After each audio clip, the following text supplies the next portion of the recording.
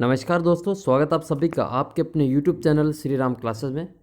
और दोस्तों आज हम देखेंगे रीट एग्ज़ाम 2015 का जो साइकोलॉजी का पेपर था, वो 30 प्रश्न इस वीडियो में हम सोल्व करेंगे जो रीट 2015 के पेपर में पूछे गए थे।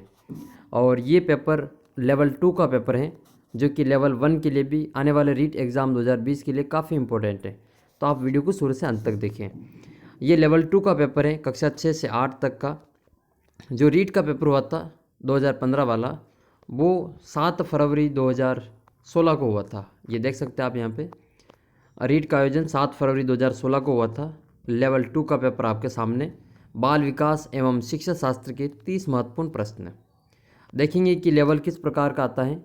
और जो इस बार नया बिल्कुल ही नए अभ्यर्थी हैं उनके लिए ये वीडियो काफ़ी हेल्पफुल होने वाला है। तो आप वीडियो को शुरू से अंत तक देखें। आइए देखते हैं प्रश्न नंबर 1। पहला प्रश्न आपके सामने है, निम्न में से कौन सीखने के सही स्तर हैं? तथ्य, ज्ञान प्राप्त करना, सूचना, बोध, प्रज्ञान। दूसरा ऑप्शन है तथ्य, सूचना, बोध, ज्ञान प्राप्त करना और प्रज्ञान। तीसरा ऑप्शन है तथ्य, सूचना, ज्ञान प्राप्त करना और बोध, प्रज्ञान। और चौथा ऑप्शन इसमें तथ्य, बोध, सूचना, ज्ञान प्राप्त करना और प्रज्ञान। उसका सही उत्तर हो जाएगा ऑप्शन नंबर 3। जो सीखने का सही स्तर है वो इस प्रकार होगा कि तथ्य, फिर उससे सूचना, ज्ञान प्राप्त करना, बोध और फिर अंतिम आता है अपना प्रज्ञान। तो करेक्ट आंसर है ऑप्शन नंबर सी। अगला प्रश्न देखते हैं। अगला प्रश्न है, परिपक्वता इत्यादि से व्यवहार में उत्पन्न परिवर्तन को भी अधिगम कहा जाता है। परिपक्वता से जो व्यवहार में परिवर्तन होता है उसको अधिगम कहा जाता है? नहीं, हाँ, अनिश्चित, कभी कभी।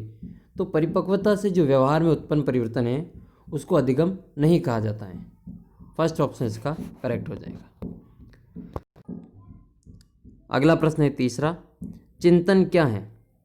प्रतीकों का प्रयोग, भाषा का प्रयोग, प्रात्यक्षिक प्रक्रिया या संप्रत्यय अधिगम। तो चिंतन क्या होता है? प्रतीकों का प्रयोग होता है। ए ऑप्शन इसका करेक्ट आंसर है। चौथा प्रश्न है, प्रत्यक्ष पथ समस्याओं का उपयोग किस श्रेणी के प्रयोज्यों के लिए किया जाता है? बच्चों के लिए, प्रौढ़ के लिए, चिड़िया के लिए, पशु के लिए। तो प्रत्यक्ष पथ समस्याओं का उपयोग प्रौढ़ श्रेणी के प्रयोज्यों के लिए किया जाता है। पांचवा प्रश्न है, समस्या के अचानक समाधान की वकालत करने वाले सिद्धांत का नाम क्या है? तो समस्या का जो अचानक समाधान किया जाता है वो कौन से सिद्धांत के अनुसार किया जाता है? संक्रियात्मक अधिगम, सूझ का सिद्धांत, प्रयत्न एवं भूल का सिद्धांत, अनुबंधन। तो अचानक समस्या का समाधान करने के लिए जो सिद्धांत काम में लिया जाता है वो है सूझ का सिद्धांत। बी ऑप्शन इसका, दूसरा जो ऑप्शन है वो इसका करेक्ट आंसर हो जाएगा। तो सेकंड ऑप्शन इसका करेक्ट है, सूझ का सिद्धांत, जो गेस्टाल्ट वादियों ने दिया था। अगला प्रश्न है, संवेदना ज्ञान की पहली सीढ़ी है। यह कथन किस प्रकार से संबंधित है? मानसिक विकास, शारीरिक विकास, ध्यान का विकास, भाषा का विकास। तो संवेदना ज्ञान की पहली सीढ़ी है, ये मानसिक विकास को दर्शाता है। सातवां प्रश्न है, व्यक्तिगत भेद में हम पाते हैं विचलनशीलता, प्रतिमानता, ए और बी दोनों, या इनमें से कोई नहीं। तो व्यक्तिगत भेद में विचलनशीलता भी होती है और प्रतिमानता भी होती है। तीसरा ऑप्शन इसका करेक्ट आंसर है। अगला प्रश्न है, मेरेडिथ के अध्ययन के आधार पर कहा जा सकता है कि सामान्य रूप से उन परिवार के बालक रिक्त स्थान होते हैं जो सामाजिक स्तर से ऊंचे होते हैं। ऑप्शन है इसमें कम स्वस्थ एवं विकसित, अधिक स्वस्थ एवं विकसित, अधिक स्वस्थ एवं कम विकसित, स्वस्थ नहीं पर विकसित। तो दूसरा ऑप्शन इसका करेक्ट हो जाएगा, अधिक स्वस्थ एवं विकसित। अगला प्रश्न है इसमें 9वां, कैटल द्वारा विश्लेषित किए गए व्यक्तित्वशील गुणों की संख्या कितनी है? 13, 15, 16, 14। तो कैटल ने 16 एजुशील गुणों का सिद्धांत दिया था, जिसको हम 16P.F के नाम से जानते हैं। अगला प्रश्न है 10वां, मूर्य ने एक परीक्षण की रचना करके इतिहास रच दिया, वह कौन सा परीक्षण था? शाही डब्बा परीक्षण, वाक्य पूर्ति परीक्षण, विषय आत्मबोधन परीक्षण या मूल्यांकन मापनी परीक्षण? तो मूर्य के द्वारा जो परीक्षण दिया गया था वो विषय आत्मबोधन परीक्षण, ऑप्शन नंबर 3 इसका जो करेक्ट आंसर है। मूर्य ने ये परीक्षण दिया था। दोस्तों अगर आपने पुराने पेपर नहीं देखे तो मैंने अलग से एक प्लेलिस्ट बना रखी है और इसका लिंक वीडियो के डिस्क्रिप्शन बॉक्स में दे रखा है, जिसमें आपको आरटेट 2011-12 और रीट 2015 और 2017 के पेपर आपको उसमें मिल जाएंगे। आप वहाँ जाके जो अपने वीडियो देख सकते हैं, लिंक वीडियो के डिस्क्रिप्शन बॉक्स में दे रखा है। आगे बढ़ते हैं। 11वां नंबर प्रश्न, व्यवहारिक बुद्धि को कहा जाता है? तो व्यवहारिक बुद्धि को क्या कहा जाता है? मूर्त बुद्धि, अमूर्त बुद्धि, संज्ञानात्मक योग्यता या सामाजिक बुद्धि? तो व्यवहारिक बुद्धि को मूर्त बुद्धि कहा जाता है। फर्स्ट ऑप्शन इसका जो करेक्ट आंसर हो जाएगा। नेक्स्ट है, बुद्धि के त्रिआयामी सिद्धांत के अनुसार बुद्धि के कारकों की संख्या कितनी है? तो वर्तमान की बात करें तो इसमें ऑप्शन नहीं मिलेगा, लेकिन जो त्रिआयामी सिद्धांत से संबंधित बुद्धि कारकों की संख्या है वो इसमें दे रखी है। शुरुआत की 90, 110, 135, 120। तो जो प्रारंभिक बुद्धि कारकों की संख्या थी जो त्रिआयामी सिद्धांत दिया था, तो वो है जो 120 थी। तो ऑप्शन के अनुसार जो हो जाएगा चौथा ऑप्शन अपना 120। आपको कमेंट करना है कि बुद्धि का जो त्रिआयामी सिद्धांत है जो गिलफोर्ड के दिया गया था, जिसको बुद्धि संरचना मॉडल भी कहा जाता है, उसमें वर्तमान में बुद्धि कारकों की संख्या कितनी है? इसका उत्तर आपको कमेंट करना है। तो ये 120 तो शुरुआत की थी, अभी वर्तमान में कितनी बुद्धि कारकों की संख्या है वो आपको कमेंट करना है। नेक्स्ट क्वेश्चन की ओर बढ़ते हैं। 13वां प्रश्न, परिवेश की वस्तु जिसे प्राणी प्राप्त करने का प्रयास करता है उसे क्या कहा जाता है? प्रबलन कहते हैं, प्रेरक, उद्दीपक या प्रलोभन? तो परिवेश की वह वस्तु जिसे प्राणी प्राप्त करने का प्रयास करता है उसको प्रेरक कहा जाता है। सी ऑप्शन है, दूसरे नंबर का ऑप्शन इसका जो करेक्ट आंसर हो जाएगा। नेक्स्ट क्वेश्चन की ओर बढ़ते हैं। प्रश्न नंबर 14, प्रतिभावान बालकों की पहचान करने के लिए हमें सबसे अधिक महत्व देना चाहिए? अभिभावकों के मत को देना चाहिए, वस्तुनिष्ठ परीक्षणों के परिणाम को देना चाहिए, शिक्षक के निर्णय को देना चाहिए, समुदाय के विचारों को देना चाहिए? तो प्रतिभावान बालकों की पहचान के लिए हमें सबसे अधिक महत्व वस्तुनिष्ठ परीक्षण के परिणाम को देना चाहिए। दूसरा ऑप्शन जो इसका करेक्ट आंसर हो जाएगा। नेक्स्ट क्वेश्चन है प्रश्न नंबर 15। प्रश्न नंबर 15 है, कौन सा तनाव को कम करने का एक प्रत्यक्ष ढंग है?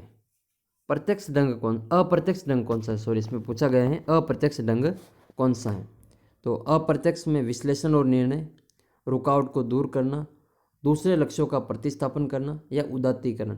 तो तनाव को कम करने का जो अप्रत्यक्ष ढंग है वो इसमें आ जाएगा उदात्तीकरण। चौथा ऑप्शन है जो इसका करेक्ट आंसर है। आइए देखते हैं प्रश्न नंबर 16। ये एक अधिगम विकार है, तो निर्योग्यता है। इसमें प्रश्न हर बार आता है, कौन सा डिसलेक्सिया की विशेषता नहीं है? इनमें से कौन सी डिसलेक्सिया की विशेषता नहीं है? तो वाचन, परिशुद्धता और गति और बोध की समस्या, सीधे या उल्टे हाथ के प्रयोग के संबंध में निश्चय, लिखने की धीमी गति, छपे हुए शब्दों को सीखने और याद करने की कठिनाइयाँ? तो डिसलेक्सिया से संबंधित नहीं है वह विशेषता ऑप्शन नंबर 2 हो जाएगी, सीधे या उल्टे हाथ से के प्रयोग से संबंध में निश्चय। प्रश्न नंबर 17 है, सशक्त अभिप्रेरणा सीखने का प्रभावशाली से क्या फर्क पड़ता है? बालक स्वस्थ रहता है, ध्यान करता है, शीघ्र सीखता है या प्रसन्न रहता है? तो सशक्त अभिप्रेरणा सीखने का प्रभावशाली घटक है, क्योंकि इससे बालक शीघ्र सीखता है। ऑप्शन नंबर 3 जो इसका करेक्ट आंसर होगा। तो सशक्त अभिप्रेरणा से बालक शीघ्र सीखता है। प्रश्न नंबर 18 है, हस्तशिल्प की शिक्षा दी जानी चाहिए? किस प्रकार के बालकों को हस्तशिल्प की शिक्षा दी जानी चाहिए? मंद बुद्धि बालक को, पिछड़े बालक को, सामान्य बालक को, प्रखर बुद्धि के बालक को? तो हस्तशिल्प की जो शिक्षा है वो हमेशा हमें मंद बुद्धि के बालकों को दी जानी चाहिए। ए ऑप्शन जो इसका करेक्ट हो जाएगा, फर्स्ट, मंद बुद्धि बालक को। प्रश्न नंबर 19 है, छात्रों में चोरी करने की आदत को कैसे दूर किया जा सकता है? छात्रों में चोरी करने की आदत को कैसे दूर किया जा सकता है? बालकों को पारितोषिक देकर, उनको उदाहरण देकर, ताड़ना देकर या सजा देकर। तो बालकों को चोरी करने की जो आदत होती है उसको हम उदाहरण देकर जो उसको दूर कर सकते हैं। दूसरा ऑप्शन जो इसका करेक्ट आंसर होगा। नेक्स्ट क्वेश्चन है 20वां। अनुसंधान जो सामाजिक समस्या से संबंधित होता है तथा विद्यालय की जनशक्ति के द्वारा विद्यालय में क्रियाकलापों के सुधार हेतु संचालित किया जाता है, कौन सा अनुसंधान कहलाता है? मौलिक अनुसंधान, क्रियात्मक अनुसंधान, सामाजिक अनुसंधान या उपरोक्त में से कोई नहीं। तो ये जो ऑप्शन 2 है इसमें करेक्ट आंसर है क्रियात्मक अनुसंधान। अगला प्रश्न है उपलब्धि परीक्षण दिए जा सकते हैं 2 प्रकार से, 3 प्रकार से, 4 प्रकार से और 6 प्रकार से। तो उपलब्धि परीक्षण है जो इसमें, वैसे तो इसमें उत्तर नहीं माना है, लेकिन 2 प्रकार से उपलब्धि परीक्षण दिया जा सकता है। अगला प्रश्न है 22वां प्रश्न। बालकों का मुफ्त एवं अनिवार्य शिक्षा का अधिकार 2009 देश में कब से लागू हुआ? 1 अप्रैल 2009 से, 1 अप्रैल 2010 से, 1 नवंबर 2009 से या 1 नवंबर 2010 से। तो RTE 2009 पूरे देश में 1 अप्रैल 2010 से लागू हुआ था, उस समय जम्मू कश्मीर को छोड़ करके। प्रश्न नंबर 23 है NCF 2005 में कला शिक्षा को विद्यालय में जोड़ने का उद्देश्य क्या है? सांस्कृतिक विरासत की प्रशंसा करना, छात्रों के व्यक्तित्व और मानसिक स्वास्थ्य को विकसित करना। केवल ए सही है या फिर ए और बी दोनों सही है? तो ऑप्शन नंबर 4 इसका करेक्ट आंसर होगा। ये फर्स्ट और सेकंड दोनों इसमें सही हो जाएंगे। 24वां प्रश्न है जब बालक की परीक्षा द्वारा मापी हुई योग्यता के सही मूल्यांकन में स्थायित्व होता है तब उस परीक्षा को कहा जाता है वैधता, विश्वसनीयता या वस्तुनिष्ठता, या इसमें से कोई नहीं। तो जब बालक की परीक्षा द्वारा मापी गई योग्यता के सही मूल्यांकन में स्थायित्व होता है तो उसको हम विश्वसनीयता कहते हैं, उस परीक्षा को हम विश्वसनीयता कहते हैं। प्रश्न नंबर 25। रिक्त स्थान में मापन की भूमिका सब सीखी हुई कुशलताओं के निष्पादन का एक संपूर्ण अवलोकन देती हैं।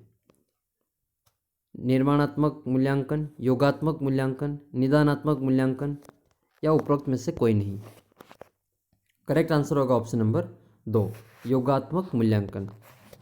दोस्तों आपसे रिक्वेस्ट है कि अगर आप पुराने पेपर देखना चाहते हैं रीट, RTET, CTET के, तो आप इस चैनल को सब्सक्राइब कर सकते हैं। साथ ही पुराने पेपर की जो प्लेलिस्ट है वो इस वीडियो के डिस्क्रिप्शन बॉक्स में दे रखी है, तो आप ये वीडियो समाप्त होने के बाद वो दूसरे वीडियो भी देख सकते हैं। और वीडियो पसंद आए तो वीडियो को लाइक ज़रूर करें। प्रश्न नंबर 25 है रिक्त स्थान, ये हो गया, इसमें 25 में सेकंड हो जाएगा योगात्मक मूल्यांकन। अगला प्रश्न है मनुष्य जीवन का प्रारंभ मूलतः होता है 2 कोष से, केवल 1 कोष से, कई कोष से या कोई कोष नहीं। तो मनुष्य जीवन का आरंभ जो होता है वो केवल 1 कोष से ही आरंभ होता है। तो दोस्तों आपको कमेंट करना है कि एक मनुष्य में गुणसूत्रों की संख्या कितनी होती है, इसका उत्तर आपको कमेंट करना है। मनुष्य में गुणसूत्रों की संख्या कितनी होती है, ज़रूर इसका उत्तर कमेंट करें। नेक्स्ट क्वेश्चन है 27वां। शैशवावस्था की विशेषता नहीं है शारीरिक विकास की तीव्रता, दूसरों पर निर्भरता, नैतिकता का होना या मानसिक विकास की तीव्रता। तो शैशवावस्था की जो विकास की जो विशेषता है वो इनमें से कौन सी नहीं है वो इसमें बतानी है। तो ऑप्शन नंबर 3 इसका करेक्ट हो जाएगा। शैशवावस्था में नैतिकता का अभाव होता है और ये इसकी विशेषता नहीं है। प्रश्न नंबर 28। गामक विकास से हमारा तात्पर्य ये है कि मांसपेशियों के विकास से और पैरों के उचित उपयोग से है। तो इसमें मस्तिष्क और आत्मा, अधिगम और शिक्षा, प्रशिक्षण और अधिगम, शक्ति और गति। तो मांसपेशियों के विकास से तो तात्पर्य है शक्ति और पैरों के उचित उपयोग का मतलब है इसमें गति। चौथा ऑप्शन इसमें जो करेक्ट आंसर होगा। और ये जो प्रश्न नंबर 29 है, कमेंट करना है कि 20वीं शताब्दी को बालक की शताब्दी किसने कहा था? मुरे ने, एडलर ने, क्रो एंड क्रो ने या जेबी वॉटसन ने? ज़रूर इसका उत्तर आप कमेंट करें कि 20वीं शताब्दी को बालक की शताब्दी किसने कहा था। नेक्स्ट प्रश्न है, इस अवस्था को मिथ्या परिपक्वता की अवस्था या का समय भी कहा जाता है। तो कौन सी अवस्था को मिथ्या परिपक्वता का समय कहा जाता है? शैशवावस्था, बाल्यावस्था, किशोरावस्था, प्रौढ़ावस्था? तो बाल्यावस्था को जो मिथ्या परिपक्वता की अवस्था कहा जाता है। अगर आपको पता हो ये किसने कहा बाल्यावस्था को मिथ्या परिपक्वता की अवस्था, तो इसका उत्तर भी आप ज़रूर कमेंट करें। साथ ही अगर आपको ये वीडियो पसंद आए तो लाइक ज़रूर करें और अपने मित्रों के साथ शेयर करें ताकि सभी को पता चल सके कि रीट में पेपर का जो लेवल होता है वो किस प्रकार का होता है। जल्द मिलते हैं दोस्तों एक नए वीडियो में एक नए पेपर के साथ। तब तक आप चैनल को सब्सक्राइब कर लें और वीडियो को शेयर कर दीजिए। जल्द ही मिलते हैं एक नए वीडियो में, तब तक जय हिंद, जय भारत।